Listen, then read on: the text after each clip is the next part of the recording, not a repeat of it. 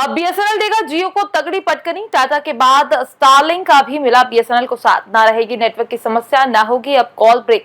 जंगलों में भी गोली की तरह दौड़ेगा बीएसएनएल का इंटरनेट। सदमे में आई प्राइवेट टेलीकॉम कंपनियां। अंबानी परिवार की शाही शादी को पूरे देश ने देखा। अंबानी परिवार की इस शादी में क्या बड़े क्या छोटे हर तरह के मेहमान पहुंचे। अंबानी ने दुनिया का महंगे से महंगा डांसर और एक्टर इस शादी में बुलाया, क्योंकि इस शादी को दुनिया की नजर में बेहद खास बनाना था। यही वजह है कि अंबानी ने इस शादी में अभी तक लगभग 5,000 करोड़ रुपए पानी की तरह बहा दिए, जबकि ये सिलसिला अभी आगे भी जारी रहने वाला है। लेकिन इस शादी के ठीक पहले अंबानी ने वो किया जो किसी ने सोचा भी नहीं था, क्योंकि अचानक से उन्होंने जियो के दाम 3 जुलाई से बढ़ा दिए।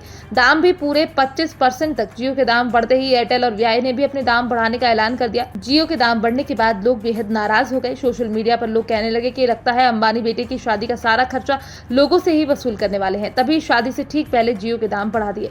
सोशल मीडिया पर जियो के खिलाफ मुहिम शुरू हो गई। हर कोई कहने लगा कि अब प्लान महंगे करके मारना ही था, तो कंपनी का नाम जियो क्यों रखा। लेकिन इसी बीच लोगों की नजर बीएसएनएल की तरफ पड़ गई, क्योंकि बीएसएनएल के प्लान बेहद कम दाम में अब भी मिल रहे थे। उससे अपने प्लान में बढ़ाने की बजाय कटौती और कर दी। बीएसएनएल के कई प्लान तो जियो से आधे दाम में ही मिल रहे थे।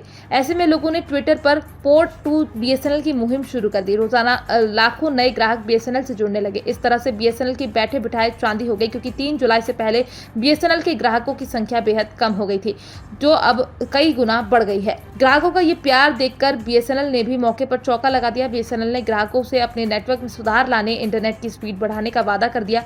साथ ही 2025 तक 5G लाने का भी संकल्प ले लिया। कहा तो यहाँ तक जा रहा है कि जो बीएसएनएल आज केवल 3G पर अटका हुआ है, अब कुछ महीनों बाद ही वो 4G की सेवाएं पूरे देश में शुरू करने जा रहा है, जबकि अगले साल यानी 2025 तक 5G की सेवाएं भी शुरू कर देगा। बीएसएनएल केवल इन बातों के दावे ही नहीं कर रहा है, बल्कि उसने टाटा ग्रुप की कंपनी टीसीएस के साथ मिलकर इस काम की शुरुआत भी कर दी है। कहा जा रहा है कि बीएसएनएल का लक्ष्य हर 3 किलोमीटर पर टावर लगाना है। इसके लिए उसने देश में 1 लाख से ज्यादा नए टावर लगाने का अभियान छेड़ दिया है, ताकि उसके ग्राहकों को किसी भी तरह से नेटवर्क की समस्या न रहे। लेकिन इसी बीच एक और खबर निकलकर सामने आ रही है, जिसने सभी को हैरान कर दिया है। बताया जा रहा है कि अब भारत में स्टारलिंक कंपनी आने वाली है। स्टारलिंक एलन मस्क की कंपनी है, जो सैटेलाइट से इंटरनेट देने का काम करती है। कहा जा रहा है कि अब भारत में नए इंटरनेट क्रांति लाने का काम बीएसएनएल और स्टारलिंक मिलकर करेंगे। कहा जा रहा है कि यदि बीएसएनएल को स्टारलिंक का साथ मिलता है, तो उसके इंटरनेट की स्पीड 300 Mbps तक चली जाएगी। स्टारलिंक का इंटरनेट सैटेलाइट बेस होगा। ऐसे में देश के हर कोने में ये इंटरनेट पूरी तरह से चलेगा। स्टारलिंक ने पहले भी सरकार से इजाजत मांगी थी, लेकिन तब उसे सरकार ने इजाजत नहीं दी थी। ऐसे में अब अंदाजा लगाया जा रहा है कि टाटा ग्रुप ने जरूर कुछ किया है कि बाजार में जब से ये खबर सामने आई, तब से बीएसएनएल के ग्राहकों में खुशी की लहर दौड़ गई है। हर रोज बड़ी संख्या में लोग अपना नंबर बीएसएनएल में पोर्ट करवा रहे हैं, जबकि प्राइवेट टेलीकॉम कंपनी अपना माथा पकड़कर बैठ गई है, क्योंकि उन्होंने सपने में भी नहीं सोचा था कि बीएसएनएल जो देश से खत्म होने की कगार पर पहुंच गया है, वो इस तरह से उठकर खड़ा हो जाएगा और उन्हें टक्कर देगा। उसे रोजाना लाखों नए ग्राहक मिलने लगेंगे।